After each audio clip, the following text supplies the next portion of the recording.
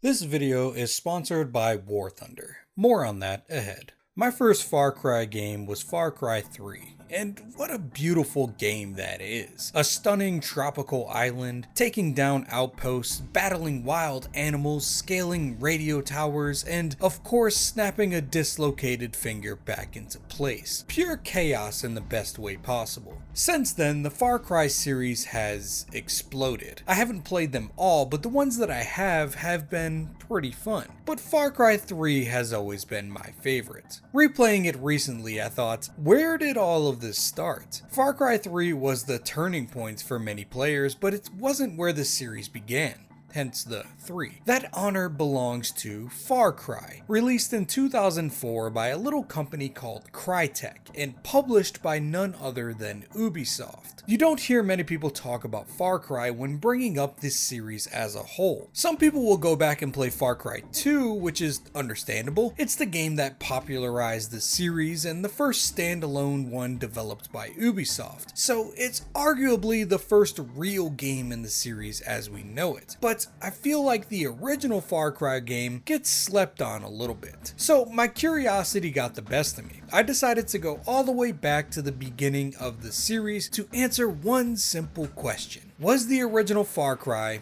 any good? Far Cry is a first-person shooter set in a mysterious tropical island somewhere within Micronesia. You play as Jack Carver, a former Special Forces operative turned boat charter captain in the South Pacific. He's hired by a journalist named Valerie Constantine to take her to an uncharted island, but things quickly go sideways. As soon as they get close, Valerie skedaddles off on a jet ski, leaving Jack behind, and before he can even think about leaving, his boat is blown to pieces by an RPG, stranding him in unfamiliar and hostile territory. Now, Jack's only goal is to search for Valerie and to get her and himself off of this island, and he gets help from a friendly man named Doyle who guides him through various areas that are filled with trigger-happy mercenaries and things even stranger that they are posted up here guarding. Jumping from later Far Cry games back to this original game, you aren't quite expecting the sci-fi tonal shift in the middle of the game. But for what this game's plot was going for, it kind of works. But I don't really want to get into spoiler territory just yet, in case someone wants to play this 21-year-old game. But let's just say it takes a wrong turn like a 2003 slasher flick. That being said, Far Cry's story was never its main selling point. It's written like a straight-to-DVD action movie, the kind of thing that you'd expect Jason Statham to star in. Very funny. What Far Cry did establish, though, was the foundation for the series, dropping the player in a foreign environment occupied by enemy forces where they have to use various weapons, vehicles, and tools to not only overcome the immediate threat, but also the hostile habitat that they found themselves lost in. But outside of those parameters, Far Cry is sort of alienated from the series as a whole. It lacks many of the defining features that made Far Cry what it is today. No charismatic villain stealing the show, no RPG style progression system, and no weapon customization at all. But there is a reason that the original Far Cry feels so different, and to understand that, we need to look at where it all began, and what Crytek was really trying to build here. Far Cry starts with its developer, Crytek, founded in 1999. Crytek's first project wasn't actually a game, it was a tech showcase for their new game engine. Their goal was to push rendering technology forward, offering massive draw distances perfect for open world environments, plus cutting edge features like bump mapping, reflections, and refractions. Pretty fancy stuff for the early 2000s. The project was called Exile Dinosaur Island, and after demoing it at E3 in 1999, they caught the attention of Nvidia and eventually partnered with them to use Exile as benchmarking software for their new graphics cards. And as you can imagine, with all these fancy features, it was pretty taxing on GPUs. Enter Ubisoft. Impressed by Crytek's tech, they approached the studio with an offer: turn Exile into a full-fledged AAA shooter. But while Crytek had envisioned a dinosaur-infested island, Ubisoft had other plans. They were more interested in the vast open-world tropical setting than the prehistoric creatures that were there. And so over the next few years, Exile Dinosaur Island evolved into what we now know as Far Cry. Apparently, the game was originally going to be a squad-based tactical shooter, where the player would fight an ancient alien life force closely related to dinosaurs, so the intentions were there, but along the line we lost the dinosaur connection completely. After this game came out though, Crytek wanted to show off their engine even more and prove that it had more applications than just making large worlds with vast rendering distances, partnering with EA shortly after to make another game that pushed its limits even further, called Crysis. And if you haven't noticed, Crytek was obsessed with incorporating Cry into their project names. Ubisoft was not too happy about this collaboration with EA, you know, one of their direct competitors, using the same engine to make a quote-unquote better game. So they decided to buy out the rights to the Far Cry name, as well as a perpetual license to use the Cry engine in future titles, which they still use in a modified form today called the Dunia engine. This sort of lays the groundwork for why Far Cry is so different from the franchise that we know today. It wasn't made as a game to launch a franchise, but rather it was a glorified tech demo made by developers who just wanted to flex their cool engine. And that happens a lot in the gaming industry, but rarely do you see a developer immediately abandon a successful game just to build another engine showcase. But hey, Crysis was pretty cool, I guess. That's like if Remedy made one of the most innovative shooters called Max Payne and then just pawned it off onto Rockstar Games shortly after and decided to make a new engine flaunting project called Alan Wake or something. Oh, I'm just kidding. Remedy loves Max Payne and developed all but the third game, and even then they were involved in the writing and development of good old Max. Crytek left Far Cry immediately, went out for cigarettes and never came back, and it sort of explains why the game is the black sheep of the entire franchise. With that background out of the way though, let's talk about the game's action. Now that we've got some time to chat, you can fill me in on a few details.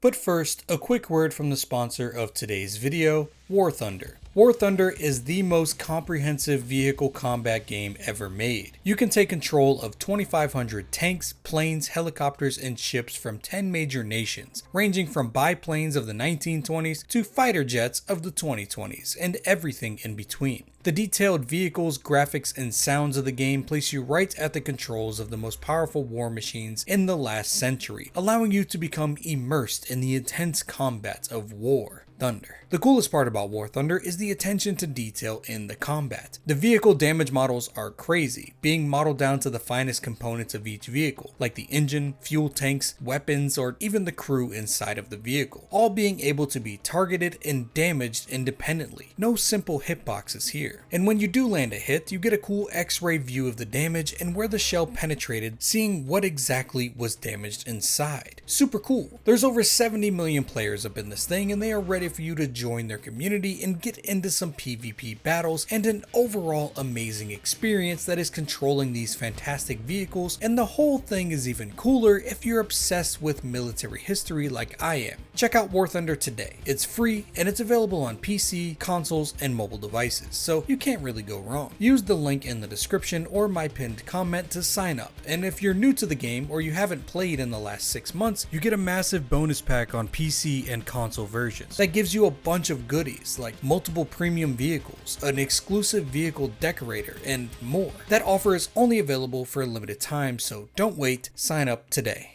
For a game from 2004, Far Cry's gameplay has aged surprisingly well, but if you're coming from later games in the series, it's not quite what you might expect. At its core, Far Cry is a straightforward first-person shooter, and while the world is expansive and impressive, especially for its time, it is limited in how you can approach things. In fact, the game is deceptively linear. It isn't a true open world. While it feels open, invisible walls and steep inclines funnel you towards mission objectives rather than letting you roam freely. And this becomes even more obvious in the indoor sections of the game, where it's just hallway after hallway. Except when you're out in the jungle, the hallways are just more cleverly disguised. There are also none of the traditional Ubisoft isms. No radio towers to conquer, no collectibles to gather, no animals to hunt for skins for crafting, and no charismatic bad guy motivating you to go forward. So going anywhere but to the next mission objective was purely for curiosity, as there is no benefit to exploring. The freedom in this game is from the way that you can approach particular objectives. Whether you want to remain stealthy, scoping out the enemies and strategically taking them out one by one, or if you want to go in guns a-blazing and see if you can make it out alive. Or be like me, try and stealth and take your time, and after killing one or two guys, getting revealed anyway and shooting your way out.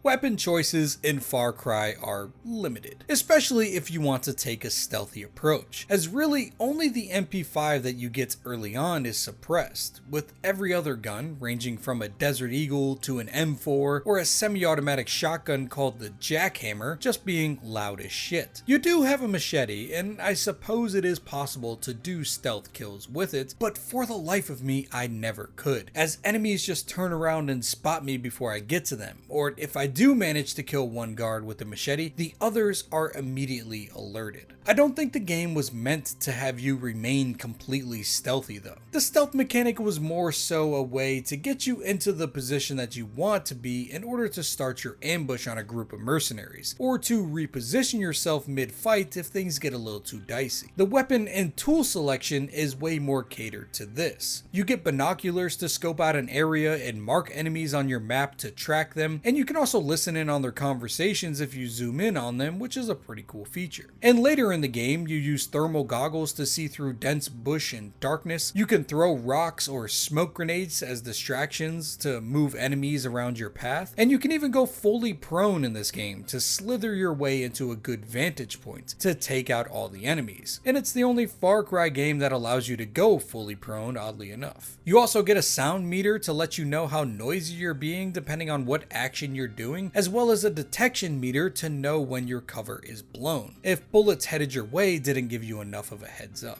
You also get various SMGs and rifles, a high optic sniper rifle, or full-blown machine guns to take out enemies once you're in a good spot, on top of flashbangs, rocket launchers, rifle-mounted grenade launchers, and frag grenades to clear out groups of enemies. Again, it's not a very large selection of weaponry, and there is no way to customize them to fit your playstyle, but it's more than enough to get you by. There is also the traditional mounted miniguns and mortar systems to use to your heart's desire in different areas of the game. Which weapon you choose also matters when taking the range of the gunfights into consideration. Bullet spread, weapon sway, and recoil are key factors in shooting in this game, with automatic weapons needing to be shot in bursts to maintain any sort of accuracy past close range encounters, and while an assault rifle may have a scope on it, using the sniper rifle makes a noticeable difference in ranged accuracy. And the SMGs, shotguns, and machine guns are fairly useless at a distance as well. It is possible to run around with the jack-of-all-trades M4, but you quickly find out different weapons are superior in some situations, and this game can be quite unforgiving at times, so it's best to just be well prepared. And the fact it's one of those games that doesn't allow you to aim down sights just makes for a poor experience when using non-scoped guns. The game does have a lean peek feature that you can use, and it helps out a lot in the indoor gunfights, and much like the prone feature, I'm pretty sure this is the only Far Cry game to allow you to peek corners in the game. Another foundational aspect of this game are the vehicle options. This being a remote tropical island militarized by a mercenary agency, the choices of vehicles are a reflection of the terrain and who's brought them there, very much like future titles in the series. There are Humvees and buggies scattered around to use on the sandy beaches or the thick jungle paths. There are patrol boats and inflatable dinghies for getting across the water, and of course the most iconic way to traverse beautiful expansive landscapes, the hang glider. The mercs sometimes use hang gliders to get around the islands.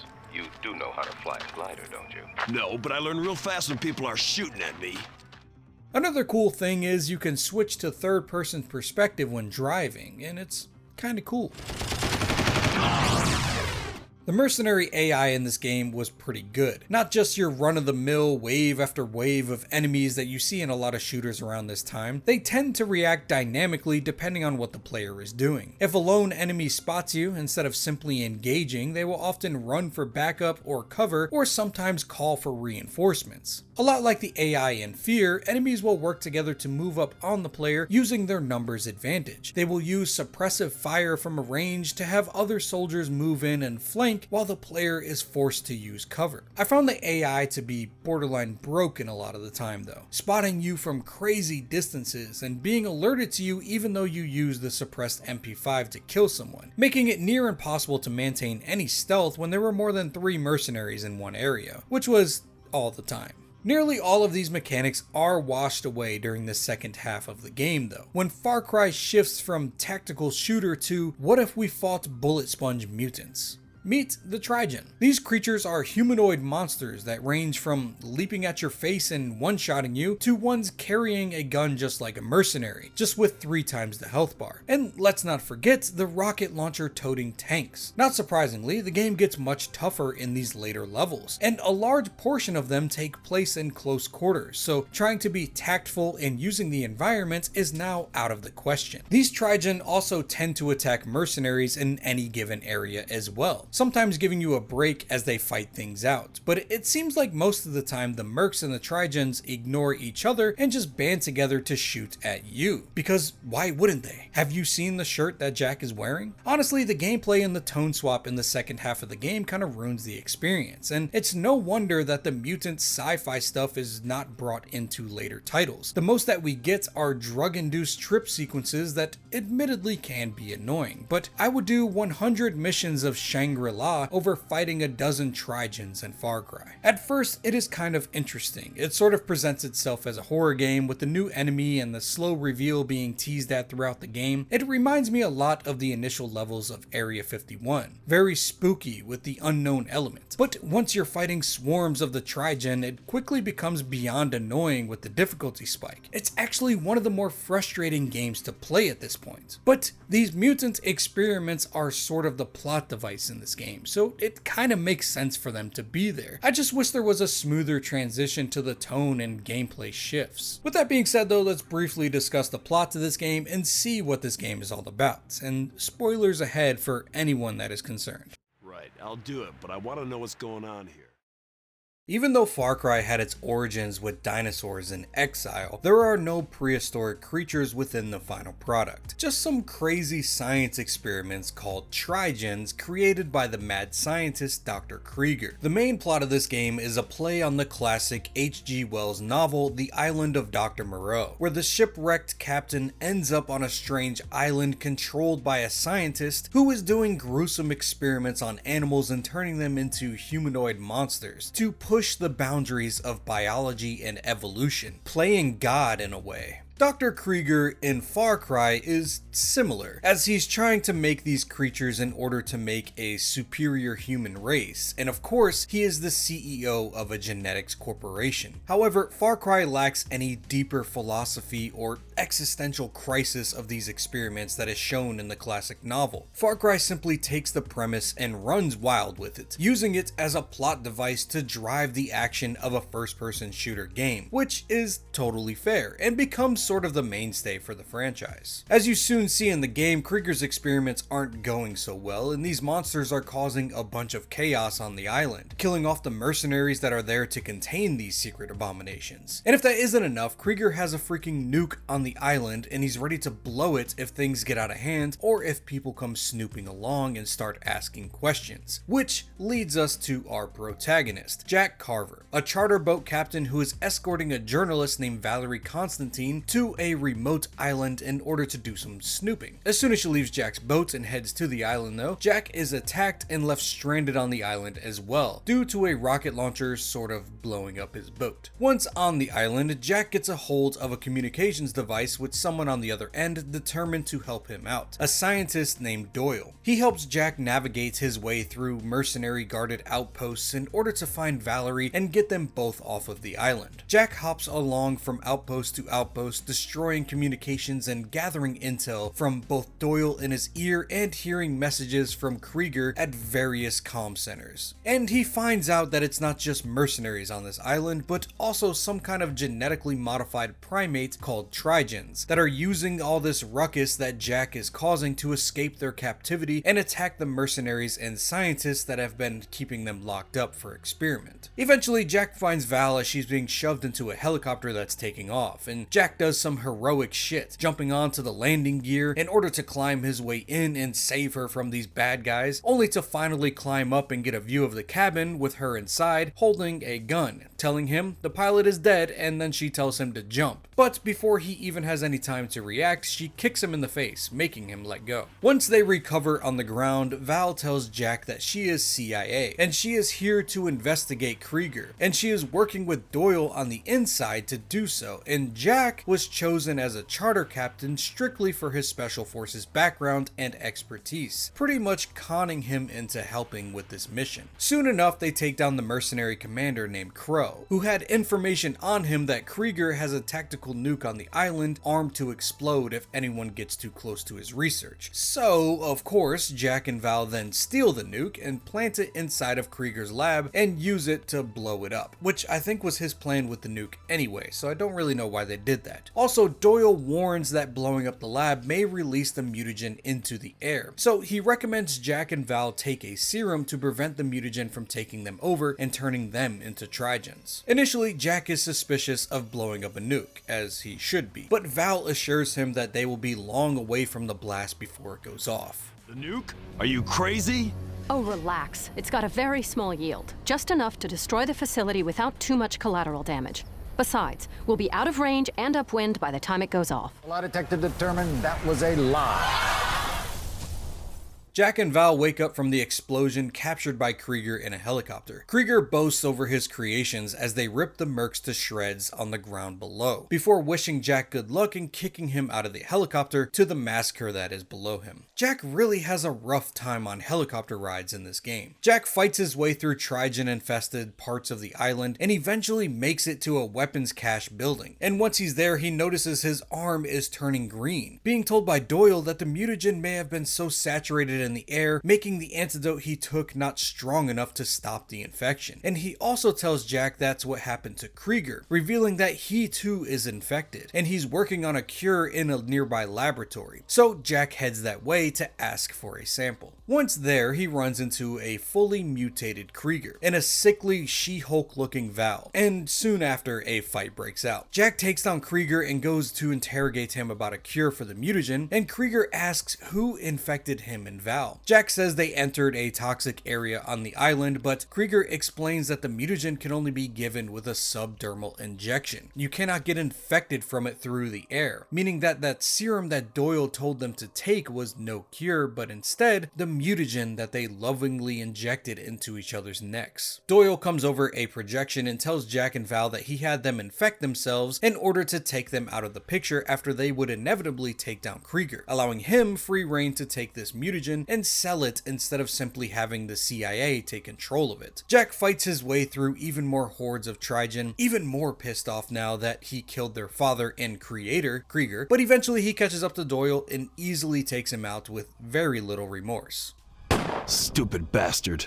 And of course, it can't be too easy. This area of the island is right in the middle of an active volcano, and it chooses this moment to decide and erupt. So he rapidly grabs the antidote and escapes with Val on a boat, injecting her with the cure before disappearing in the night. She wakes up to find files left on the boat called Project Far Cry, giving her all the information on Krieger's experiments on the island. And Jack is nowhere to be seen. It's my assumption that there was only one cure, so Jack gives it to Val to have her get the files back to the CIA and kind of just sacrifices himself and transforms into a Trigen and, I don't know, jumps into the ocean or something. But it's not really made clear, and I would guess there's a lot of speculation on this ending, even though I don't see why they wouldn't show a cured Jack if that was the case. It really seems to be the only option, that he was infected and there was only one cure.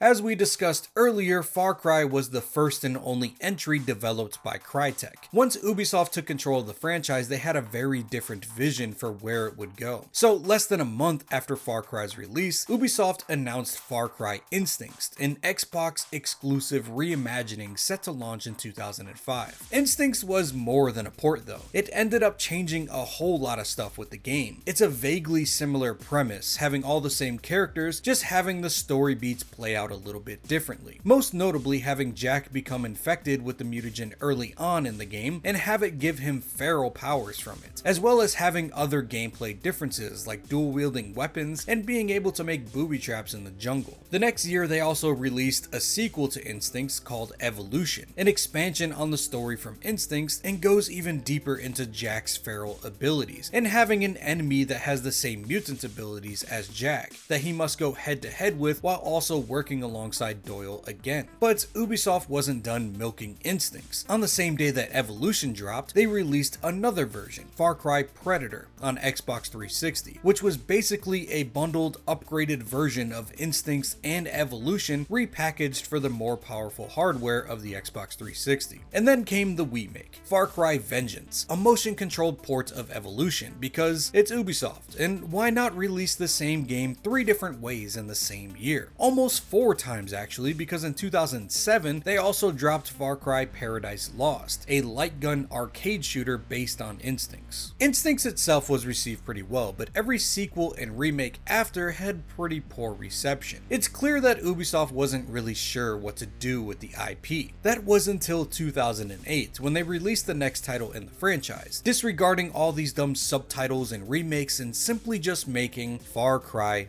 2. Ubisoft wanted to finally take this series' name and make it theirs, ditching Crytek's love for tropical islands. Hell, even Crytek's project with EA called Crysis was a tropical setting, so they decided to set this game in the African savannah. To make Far Cry 2 truly their own, Ubisoft Montreal rebuilt the Cry engine entirely, modifying it to their own Dunia engine, which allowed for a massive open world, impressive physics, and dynamic fire propagation. And they also completely abandoned Jack Carver and the entire plot of the original game. According to Ubisoft, Jack was too forgettable, and the original game's B-movie action dialogue didn't really fit the more serious direction that they were trying to take this franchise. That being said, there is a long-standing speculation that Far Cry 2's villain, the Jackal, is actually an older Jack Carver, but we'll get into that when we cover Far Cry 2. Far Cry was the unsteady first step to what would become one of the biggest franchises in all of gaming. With 14 titles being officially released and Far Cry 7 being teased by Ubisoft these days, the series has seen its share of high and lows, but it is still going strong. What started as simple benchmarking software for Nvidia has turned into a game starring the Chicken Man from Breaking Bad. I've had a great time with every Far Cry game that I've played, and I'm excited to play all the ones that I haven't yet in order to compare them all back to back and explore the franchise from the ground up. And I hope you enjoyed this deep dive into the very first game and that you'll stick around as we break down each main title and spin-off in the series. As always, thank you for watching, and thank you to War Thunder for sponsoring this video. And for PC and console players, click that link below and get that bonus today. Hope to see you next time. Peace.